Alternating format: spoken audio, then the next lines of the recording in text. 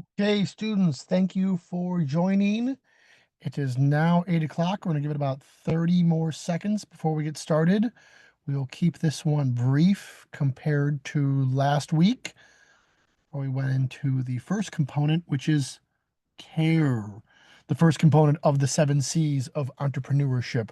Today, we're going to touch on a different C. First, we're going to see if anybody's here. Got a few attendees. Excellent. Looking forward to speaking with you all during this session and sharing a little bit more about the 7 C's. First, I promised you in the initial invite that you will learn a lot about sales and marketing. And what I wanted to focus on is very simple principles. Um, this is one that amazingly takes many of us until we're well into adulthood in both our personal and professional lives, which is the power of you versus the power of I. So most of us, most of the time, frame most things through I, as in, I've had a rough day, or I need to do my homework, or I need to make plans for dinner, or. In sales, however, and in marketing, you are richly rewarded for reframing as much of the conversation and as much of a problem statement as you can around you. This seems obvious, but it's difficult to execute repeatedly at scale and over time. The best way to do this is in your emails. If you write something enough, it becomes familiar to your brain, familiar to your patterns, familiar to your way you're thinking, and you'll use you more than I.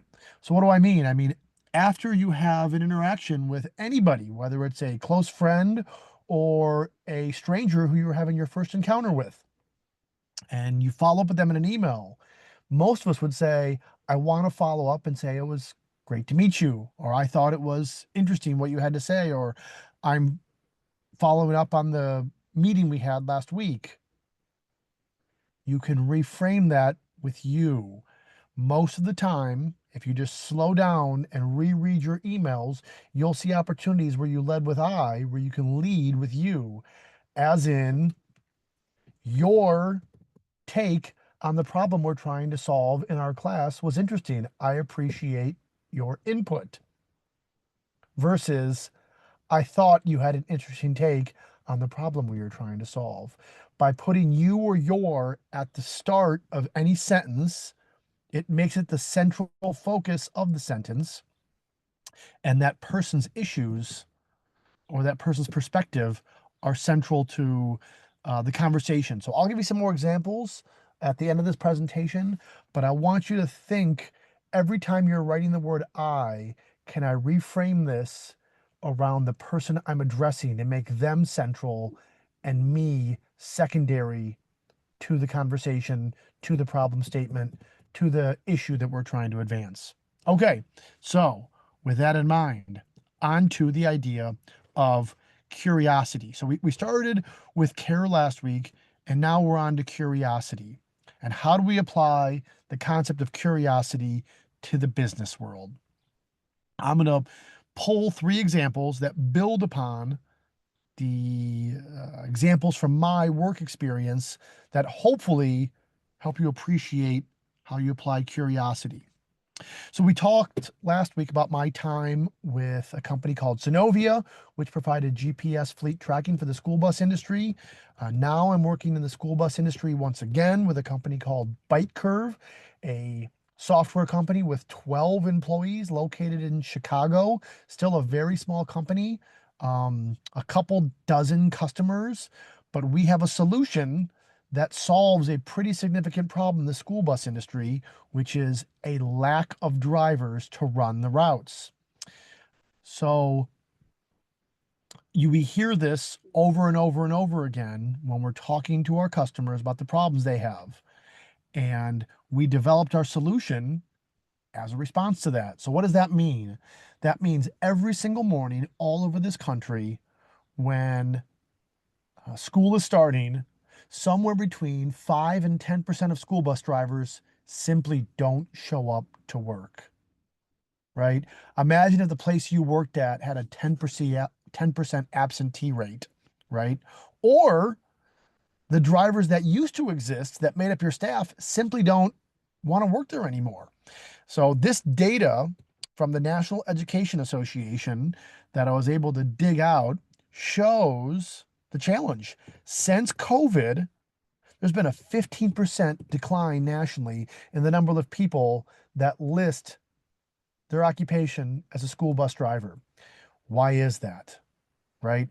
Most of the people that drive school buses in a lot of districts are retired, and they do it to stay active and stay engaged in their community and to give back. And it isn't their, the main reason they need to work anymore for a lot of them. When COVID hit, there was a health risk to these older people. And so they stepped away, and a lot of them have not come back. So a problem that was already acute is now severe, right? Imagine a 15% drop in almost any industry of the people willing to do that job. It would cause severe challenges for management. So in this case, I applied my curiosity. We heard this over and over and over during our demonstrations of our software, that the problem with missing school bus drivers was more severe than ever. And I was able to go and find the data that actually articulated this in a way that drives home the problem, makes it universal. So each of our customers, each of our prospects understands this uniquely. So it's your job, when you're developing a product and when you're developing a solution and out selling it, is to be curious and not trust anecdotes, right? But to go find the trending data that drives home the scale of the problem. According to the National Education Association, the scale of the problem is almost 30,000 people strong across the country, right? The population of a good sized city, a large town, has simply stopped going to work. And this has caused all kind of problems. And this gives us an opportunity to sell to that problem statement. Our software does many things, and one of the things it does really well is alert a school bus dispatcher about which drivers are missing on which buses to serve which route. And having this hard data allows us to speak more authoritatively and with more credibility about the scope of their problem. So again, not just hearing anecdotes, but getting the hard data to demonstrate the scale of the problem. Okay, secondarily, we talked about temperature monitoring, the work I did for a company called SonicU, another small company, less than 50 employees, based in Indianapolis. I've spent several years there, just recently left. And as I ran our ad campaigns over many months into years, I started to see trending data that told me our ads did better in certain geographies. And over time, it jumped out at me. I was surprised the degree to which the outdoor temperature and more closely related to the demand for temperature monitoring, because we're monitoring temperatures indoors, inside hospitals and labs and so forth. Nevertheless, our highest rate of return for our advertising spend was in Florida and Texas, right? So even a refrigerator indoors in a hospital fails more often in Texas and Florida than in Kansas or Tennessee or Missouri and Kentucky, where temperatures tend to be more temperate and the machines that regulate temperature are put under less stress. So again, applying curiosity and trying to connect dots to better grow your company and be more thoughtful about your advertising dollars. So armed with this data, over time, I moved more of our advertising dollars into Florida and Texas and out of all of those states you see in the middle of the country: Utah, Missouri, Kansas, Kentucky, West Virginia, Virginia. It's not that they didn't do well, it's that for the same $100, I could get more leads and more opportunities because the people there had a problem that was more acute. So you have to constantly be curious and not just believe that a problem exists uniformly across an entire population set, right? Geography makes a huge difference, culture makes a huge difference, and in this case, temperature and climate played a huge role in the effectiveness of our ad campaigns. So over time, we were able to grow faster and accelerate our lead generation by driving more advertising into hotter places. And I put the chart on the left there to drive home a fact that not all data is created equally. Here we see the hottest temperatures are in Death Valley, California, big surprise, Lake Havasu City, Arizona. But Lake Havasu City's, there's not many people living there, so you can't run many ads to many labs or healthcare facilities. In fact, there's nowhere on that entire list of the hottest temperatures recorded in the US that you really can go sell my solution. So you have to be very thoughtful about not confusing anecdotal data with trending data that is obviously far more valid to make decisions where you're going to allocate. In the case of SonicU, I was spending hundreds of thousands of dollars every single year in advertising campaigns. So the ability just to be more effective with every $100, $1,000, $10,000 made an enormous difference in our ability to be successful. Finally, we talked about staged accidents at Vestige. Vestige is a company that provides vehicle cameras to the commercial vehicle industry. And as I've dug into the industry and cared about my customer and the challenges they have, they've explained to me that there's this horrible racket going on in the country where criminal organizations purposely cause vehicle accidents with these big semi trucks in order to collect insurance claims. Right? A lot of these insurance companies don't even want to go to court when someone files a claim. They just want to pay out 25,000, 50,000, 100,000 and just settle the case and move on with it, even if it's a very minor thing, like could be literally a fender bender that someone collects $25,000 for. So as I learned this, I applied that same logic at SonicU, which is, do these things, do these challenges occur uniformly across all geographies? And I went to my good friend ChatGPT and asked them, is there any data relative to this? And I was able to actually go to the National Insurance Crime Bureau website and validate this. But this just shows how quickly you can be curious and start pulling on a thread to find data. So Florida, once again, not sure if it's related to the high temperatures or just their interesting culture down in Florida, consistently ranks at the top due to its no-fault insurance system and mandatory personal injury protection coverage, which can be exploited by fraudsters. So incredibly interesting that, laws and policies, regulations put in place by policymakers and legislators can be taken advantage of by fraudsters. California, New York, Texas, Michigan.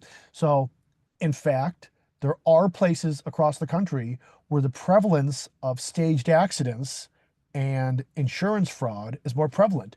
So if we're applying the same logic we had from SonicU and we only have, finite resources to apply our advertising dollars and to have our salespeople go to trade shows and events and call into and so forth, we know that it's better to call into Florida than it is Oklahoma, or better to call into California than it is Arizona. So it's our job when we develop a product to be perpetually curious and always pulling on the threads to understand the layers upon layers of nuance, detail, complexity to the problems they face. Just because they're stage accidents doesn't mean they happen equally in Cleveland, Ohio, as they do in Miami, Florida. Turns out Miami, Florida has the highest prevalence of this in the country. So if I'm me, I'm going to go spend a whole bunch of money in Miami and not that money in Minneapolis, right? Where you can convert more people into potential customers. So I hope this helps make sense of how you apply curiosity to the sales and marketing discipline as it relates to entrepreneurship. Problems that exist are almost always nuanced, complicated, complex, multi-layered, multifaceted, multivariable. And so it's your job to not just be curious, but to keep pulling on the thread and to get smart people in the room and to think around the problem and to make sure you've really been thoughtful about the way you scale your solution, whether it's taking advantage of data from the National Education Association or data from the National Atmospheric Association or taking advantage of data from the National Insurance Crime Bureau Association to drive your decision making. Finally, my new friend Dean Harder shared this slide deck with me about this or that. Say this word and not that word. I've known this for a very long time, that you get rewarded for saying you versus I, right?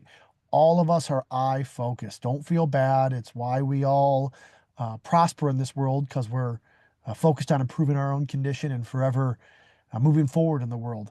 However, in the world of sales and marketing, you have to always be turning the table and be asking thoughtful questions and having conversations that focus on you. The data shows that if you sell anything, anything from software to widgets to heavy machinery to airplanes, engines to packs of gum, if you talk more than your prospect, you lose. If your prospect talks more than you win. All other things being equal, having the other person speak more is usually the fastest route to having a good demonstration, having a good sales pitch, and being successful. So when someone emails me after this and thanks me for presenting this information, the wrong way to go about it is to say, I loved your presentation. Because again, that puts the focus on you first, not me. If you want to sell to me, or most importantly, evoke positive emotions from me, the right answer is your presentation was interesting. In that case, you removed all reference to you, right? And all the focus was on me, the person you're trying to influence. So again, as you're writing your emails, as you're in casual conversations, and especially as you're trying to sell anything and preparing for that pitch, you should always be thinking about turning every conversation so the questions and the phrases that you convey use the word you or your more than me or I. It is difficult to do. It is a lifelong journey. And as you think about this, you will catch yourself doing it, because I do it all the time after I get off sales calls and demo pitches and recognize the opportunities where I talk too much about myself and not about them. So I hope that was helpful. We will continue to explore the 7 C's of entrepreneurship, and we will also continue to explore these magic words like I and you. Next week, we'll get into some new ones that can help you be a more thoughtful communicator and a more effective salesperson as you go about trying to scale your innovation, your entrepreneurship, your new product. I hope this is helpful. And if anyone's got any questions, I will take them. Otherwise, I will thank you for your time, and we will see you next week. Thank you so much.